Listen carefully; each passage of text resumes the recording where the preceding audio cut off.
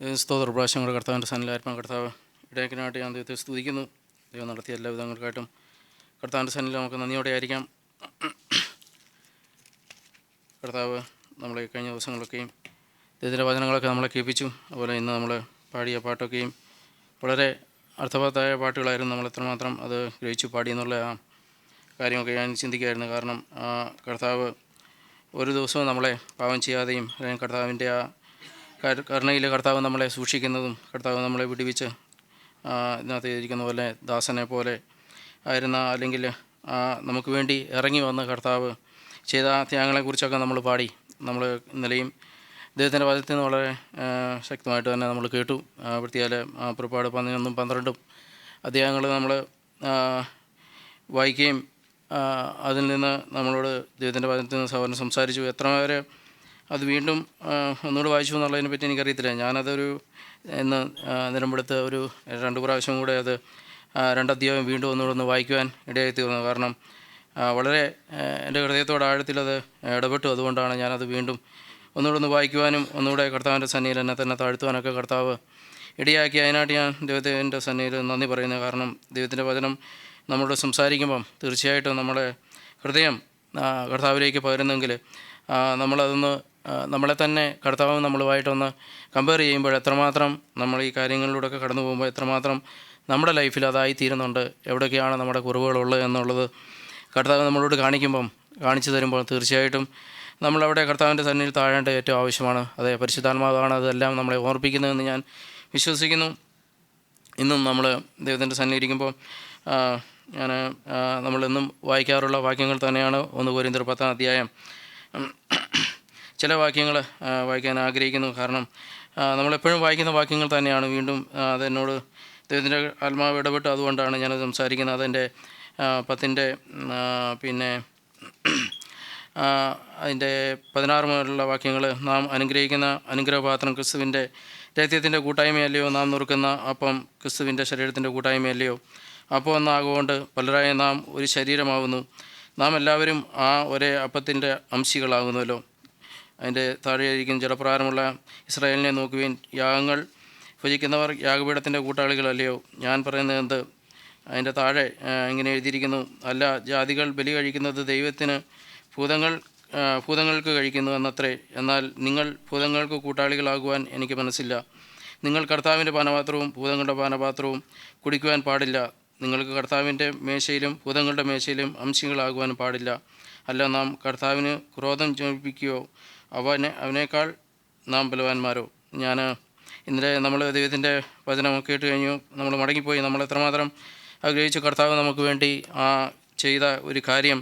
അത് സൗരൻ അതിൽ നമ്മൾ കോപാഗ്നിയിലൂടെ അല്ലെങ്കിൽ എരിഞ്ഞടങ്ങുന്ന ഒരു കാര്യത്തെക്കുറിച്ച് കർത്താവ് സൗരൻ നമ്മളോട് സംസാരിക്കുകയുണ്ടായി. നമ്മൾ എത്രമാത്രം ഞാനൊരു കാര്യം ഞാൻ ചിന്തിക്കുകയായിരുന്നു, എത്രമാത്രമാണ് കർത്താവ് നമ്മളെ ആ ഒരു കാര്യത്തിലൂടെ അല്ലെങ്കിൽ രക്ഷിക്കാൻ വേണ്ടി കർത്താവ് ചെയ്ത ഒരു ത്യാഗം.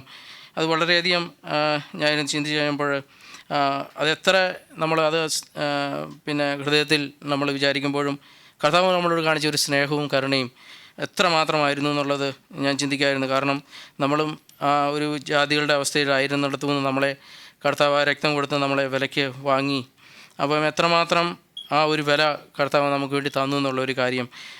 അതിനുശേഷം അതിൻ്റെ 10 ഒന്നുമുള്ള ചില വാക്യങ്ങളിലൂടെ ഞാൻ വായിക്കാൻ ആഗ്രഹിക്കുന്നു.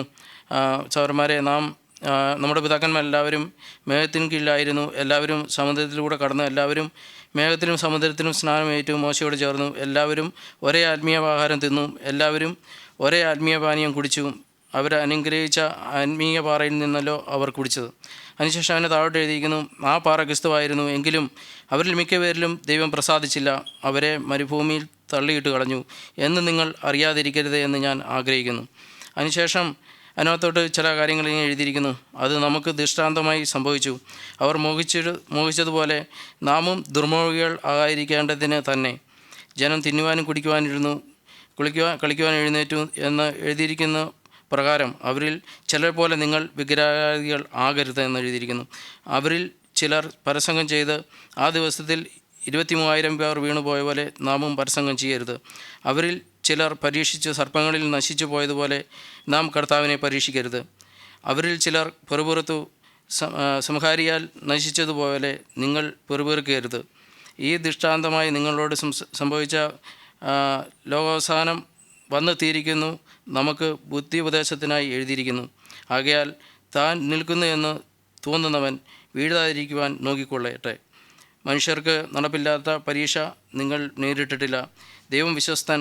നിങ്ങൾക്ക് കഴിയുന്നതിനു മീതെ പരീക്ഷ നേരിടുവാൻ സമ്മതിക്കാതെ നിങ്ങൾക്ക് സഹിക്കുവാൻ കഴിയുന്നതിനു പരീക്ഷയോടുകൂടെ അവൻ പോക്കുവഴിയും ഉണ്ടാകും. ഞാനിത് ചിന്തിച്ച് കഴിഞ്ഞപ്പോൾ അതിനകത്ത് ചില വാണിങ്ങാണ് മേളിൽ കൊടുത്തിരിക്കുന്നത്. ഞാനിത് താഴെ വായിച്ചതിന് ശേഷം മേളിൽ കണ്ടു കഴിഞ്ഞപ്പോൾ ചില കാര്യങ്ങൾ, കാരണം അവർ വിളിച്ച സമയത്ത്, അതായത് എല്ലാവരും സമുദ്രത്തിലൂടെ കടന്ന് എല്ലാവരും മേഘത്തിലും സമുദ്രം സ്നാനമേറ്റു മോശയോട് ചേർന്നു. എല്ലാവരും ഒരേ ആത്മീയവാരം തിന്നു, എല്ലാവരും ഒരേ ആത്മീയവാരം കുടിച്ചു. അവയിൽ അവരെ അനുഗ്രഹിച്ച ആത്മീയ പാറയിൽ നിന്നല്ലോ അവർ കുടിച്ചത്. ആ പാറ ക്രിസ്തുവായിരുന്നു. എങ്കിലും അവരിൽ മിക്ക പേരിലും ദൈവം പ്രസാദിച്ചില്ല. ഞാൻ വളരെ ചിന്തിച്ച ഒരു കാര്യമായിരുന്നു. കാരണം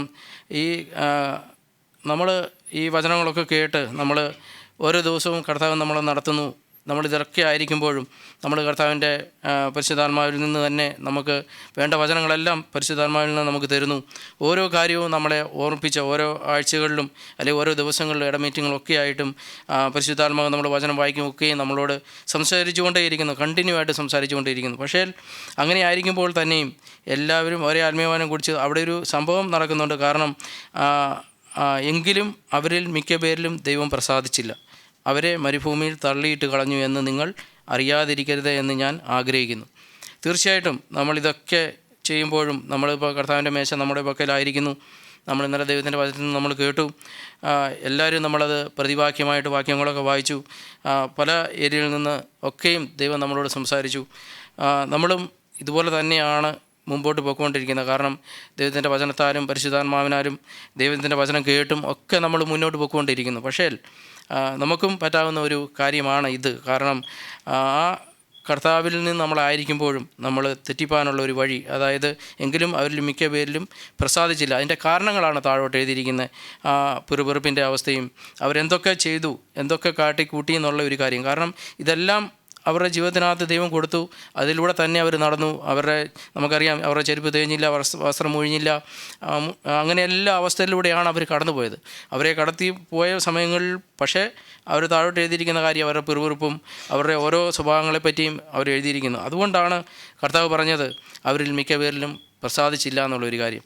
ഇന്നും നമ്മൾ ദൈവത്തിൻ്റെ സന്നിധിയിലായിരിക്കുമ്പോൾ നമ്മൾ എത്രമാത്രം ജാഗരൂകരായിരിക്കണം, അല്ലെങ്കിൽ എത്രത്തോളം വിശ്വസ്തരായിരിക്കണം എന്നുള്ളത് ദൈവത്തിൻ്റെ വചനം വീണ്ടും ഓർമ്മിപ്പിക്കുകയായിരുന്നു. കാരണം ഇന്നലെ നമ്മൾ വായിച്ചതിനകത്ത് 12 എഴുതിയിരിക്കുന്ന പോലെ നമ്മൾ ഇന്ന് ദൈവത്തിൻ്റെ സന്നിധിയിൽ കടന്നു വരുമ്പോൾ തീർച്ചയായിട്ടും നമ്മൾ ഊനമില്ലാത്ത ഒന്നിനെയും കൊണ്ടാണ് വന്നിരിക്കുന്നത്. അല്ലെങ്കിൽ നമ്മളിൽ ഉള്ള കാര്യങ്ങളെ ദൈവത്തിൻ്റെ സന്നിധിയിൽ പൂർണ്ണമായിട്ടും സമർപ്പിച്ചിട്ടുണ്ട്. നമ്മുടെ ഹൃദയത്തിൻ്റെ അവസ്ഥ എങ്ങനെയാണെന്നുള്ളത് എന്ന് ദൈവത്തിൻ്റെ മേശ നമ്മളോട് ഇരിക്കുമ്പോൾ നമ്മളെ തന്നെ ഒന്ന് ആത്മപരിശോധന നടത്തേണ്ട ആവശ്യമുണ്ട്. കാരണം നമ്മളെ തന്നെ ഒന്ന് ചിന്തിച്ച് നോക്കുക, എത്രമാത്രം ഈ ദൈവത്തിൻ്റെ വചനമെല്ലാം ലഭിച്ചു, ഈ ദൈവത്തിൻ്റെ വചനമെല്ലാം നമുക്ക് തരുന്നു. ഇതെല്ലാം നമ്മുടെ ഓരോ ദിവസവും നമുക്ക് ഭക്ഷിക്കാനുള്ള എല്ലാ കാര്യങ്ങളും കർത്താവ് തരുന്നു. പക്ഷേ നമ്മുടെ ജീവിതത്തിനകത്ത് ഇതൊക്കെ ലഭിച്ചിട്ടും നമ്മുടെ ജീവിതത്തിനകത്ത് ഒരു സംതൃപ്തിയോടുകൂടിയാണോ നമ്മളിരിക്കുന്നത്? അതോ നമ്മൾ പെറുപെറുപ്പുള്ളവരും നമ്മുടെ ഹൃദയത്തിൽ മലിനമായിട്ടും, അല്ലെങ്കിൽ ഇങ്ങനെ ഈ പറഞ്ഞ കാര്യങ്ങളൊക്കെ നമ്മുടെ ഹൃദയത്തിലുണ്ടോ എന്നുള്ളത് നമ്മളെ തന്നെ ഒരു പെറുപെറുപ്പിൻ്റെ അവസ്ഥ അല്ലെങ്കിൽ അങ്ങനെയുള്ള എന്തെങ്കിലും ഉണ്ടോ എന്നുള്ളത് നമ്മളെ തന്നെ ഒന്ന് പരിശോധിക്കണം. അതുകൊണ്ടാണ് എഴുതിയിരിക്കുന്നത്, ആകയാൽ താൻ നിൽക്കുന്നു എന്ന് തോന്നുവാൻ വീഴാതിരിക്കുവാൻ നോക്കിക്കൊള്ളട്ടെ. തീർച്ചയായിട്ടും അതൊരു വാണിംഗ് ആയിട്ട് തന്നെ നമുക്കെടുക്കാം. കാരണം നമ്മളെല്ലാവരും നമ്മൾക്കറിയാം നമ്മൾ കർത്താവിൻ്റെ സന്നിധിയിലാണ് നിൽക്കുന്നത്. നമുക്കൊരു ഉറപ്പുണ്ട് കർത്താവാണ് നമ്മളെ നടത്തുന്നതെന്നൊക്കെ വിചാരിക്കുമ്പോഴും നമുക്ക് ഒരു ഒരു നിഹളം ഉണ്ടാകാനുള്ള സാധ്യത എപ്പോഴും ഉണ്ട്. കാരണം ഇതെല്ലാം ആയി കഴിയുമ്പോഴാണ് പലപ്പോഴും നമുക്കറിയാം ദൈവത്തിൻ്റെ വചനത്തിൽ നമ്മൾ പഴയ നിയമത്തിലോട്ട് അല്ലെങ്കിൽ പുതിയ നിയമത്തിലെല്ലാം നമ്മൾ വായിക്കുമ്പോൾ അറിയാം എവിടെയൊക്കെ നിഗളം വന്ന് ഭവിച്ചിട്ടുണ്ടോ, അല്ലെങ്കിൽ എവിടെയൊക്കെ ഞാൻ നിൽക്കുന്നത് കറക്റ്റാണ്, അല്ലെങ്കിൽ ഞാൻ ഓക്കെ ആണെന്നുള്ള ഒരു ഗർവ് അല്ലെങ്കിൽ ഒരു അഹങ്കാരം നമ്മുടെ ജീവിതത്തിനകത്ത് കയറി വരുമ്പോൾ തീർച്ചയായിട്ടും നമുക്ക് വെറുപ്പിൻ്റെ അവസ്ഥയിലേക്കും അല്ലെങ്കിൽ നമ്മളെ തന്നെ മറന്ന് മുമ്പോട്ട് പോകുന്നൊരവസ്ഥ നമ്മുടെ ജീവിതത്തിൽ ഉണ്ടാകാനുള്ള സാധ്യതയുണ്ട്. അതുകൊണ്ടാണ് വീണ്ടും അതിൻ്റെ 21 പറഞ്ഞിരിക്കുന്ന ഒരു കാര്യം, നിങ്ങൾക്ക് കർത്താവിൻ്റെ പാനപാത്രവും ഭൂതങ്ങളുടെ പാനപാത്രവും കുടിക്കുവാൻ പാടില്ല. നിങ്ങൾക്ക് കർത്താവിൻ്റെ മേശയിലും ഭൂതങ്ങളുടെ മേശയിലും അംശങ്ങളും ആകുവാനും പാടില്ല. അല്ല, നാം കർത്താവിന് ക്രോധം ജനിപ്പിക്കുവോ? അവനേക്കാൾ നാം ബലവാന്മാരോ? ഒരു വാണിംഗായിട്ട് തന്നെ നമ്മളത് ചോദിച്ചിരിക്കുന്നു. ഞാൻ കർത്താവിൻ്റെ സന്നിധിയിൽ എന്നെ തന്നെ താഴ്ത്തുന്ന പോലെ തന്നെ ഒരു വാക്യം കൂടെ വായിക്കാൻ ആഗ്രഹിക്കുന്നത് എബ്രായർക്ക് എഴുതിയ 2-ാം അധ്യായം, എബ്രായർ 2:11 മുതൽ. വിശുദ്ധീകരിക്കുന്നവനും വിശുദ്ധീകരിക്കപ്പെട്ടവർക്കും എല്ലാം ഒരുവനല്ലോ പിതാവ്. അത് ഹേതുവായി അവൻ അവരെ സഹോദരന്മാരെന്ന് വിളിപ്പാൻ ലജ്ജിക്കാതെ, ഞാൻ നിന്റെ നാമത്തെ എൻ്റെ സഹോദരന്മാരോട് കീർത്തിക്കും, സഭാമധ്യേ ഞാൻ നിന്നെ സ്തുതിക്കും എന്ന് ഞാൻ അവനിൽ ആശ്രയിക്കും എന്നും, ഇതാ ഞാനും ദൈവം എനിക്ക് തന്ന മക്കളും എന്നും പറയുന്നു. മക്കൾ ജഡരക്തങ്ങളോട് കൂടിയവർക്ക് ആകൊണ്ട് അവനും അവരെ പോലെ ജഡരക്തങ്ങളോട് കൂടിയവനായി മരണത്തിൻ്റെ അധികാരിയായ പിശാചിനെ തൻ്റെ മരണത്താൽ നീക്കി ജീവപര്യന്തം മരണഭീതിയിൽ അടിമകളായിത്തീർന്നവരെയൊക്കെയും വിടുവിച്ചു. ദൂതന്മാരെ സംരക്ഷണ ചെയ്യുവാനല്ല, അബ്രഹാമിൻ്റെ സന്തതിയെ സംരക്ഷണ ചെയ്യുവാനത്രേ അവൻ വന്നത്. അതുകൊണ്ട് ജനത്തിൻ്റെ പാപങ്ങൾക്ക് പ്രായശ്ചിത്തം വരുത്തുവാൻ അവൻ കരുണയുള്ളവനും ദൈവകാര്യത്തിൽ വിശ്വസ്ത മഹാപുരോഹിതനും ആകേണ്ടതിന് സകലത്തിലും തൻ്റെ സഹോദരന്മാരോട് സാദൃശ്യത്തിനായി തീരുവാൻ ആവശ്യമായിരിക്കുന്നു. താൻ തന്നെ പരീക്ഷിതനായി കഷ്ടം അനുഭവിച്ചിരിക്കയാൽ പരീക്ഷിക്കപ്പെടുന്നവർക്ക് സഹായിപ്പാൻ കഴിവുള്ളവനാകുന്നു. നമ്മളിത് വായിച്ചു. ഞാനത് എന്നെ വളരെ ചിന്തിപ്പിച്ച ഒരു കാര്യമായിരുന്നു. കാരണം നമ്മൾ ഇങ്ങനെയൊക്കെ ആയിരിക്കുമ്പോഴും കർത്താവിൻ്റെ സന്നിധിയിലേക്ക് തീർച്ചയായിട്ടും നമ്മൾ കടന്നു വന്നു കഴിഞ്ഞാൽ കർത്താവിന് നമുക്ക് ഈ ഇങ്ങനെയൊക്കെ ആയിരിക്കുമ്പോഴും കർത്താവിൻ്റെ സന്നിധിയിൽ നമ്മളെ തന്നെ താഴ്ത്തി നമ്മൾ ഈ കർത്തമേശയുള്ള ബന്ധത്തിൽ നമ്മളായിരിക്കുമ്പോൾ നമ്മളെ തന്നെ കർത്താവിൻ്റെ സന്നിധിയിലേക്ക് നമുക്ക് സമർപ്പിക്കാം. അപ്പം കർത്താവിന് അതുകൊണ്ട് ജനത്തിൻ്റെ പാവങ്ങൾക്ക് പ്രായശ്ചിത്തം വരുത്തുവാൻ അവൻ കരുണയുള്ളവനും ദൈവകാര്യത്തിൽ വിശ്വസ്ത മഹാപുരോഹിതനും ആകേണ്ടതിന് സകലത്തിനും തൻ്റെ സഹോദരന്മാരോട് സദസ്യനായി തീരുവാൻ ആവശ്യമായിരുന്നു. താൻ തന്നെ പരീക്ഷിതനായി കഷ്ടമനുഭവിച്ചിരിക്കയാൽ പരീക്ഷിക്കപ്പെടുന്നവർക്ക് സഹായിക്കുവാൻ കഴിവുള്ളവനാകുന്നു. തീർച്ചയായിട്ടും അങ്ങനെയുള്ള ഒരു പിതാവിൻ്റെ സന്നിധിയിലാണ് നമ്മളായിരിക്കുന്നത്. തീർച്ചയായിട്ടും ആ കർത്താവിൻ്റെ സന്നിധിയിൽ നമ്മളായിരിക്കുമ്പോൾ നമുക്ക് നമ്മളെ തന്നെ താഴ്ത്താം, നമ്മളെ തന്നെ ഏൽപ്പിച്ചു കൊടുക്കാം. കാരണം നമ്മുടെ പിതാവ് ഇതിലൂടെ എല്ലാം കടന്നുപോയൊരു പിതാവാണ് നമ്മുടെ സന്നിധിയിൽ അല്ലെങ്കിൽ നമുക്കുള്ളത്.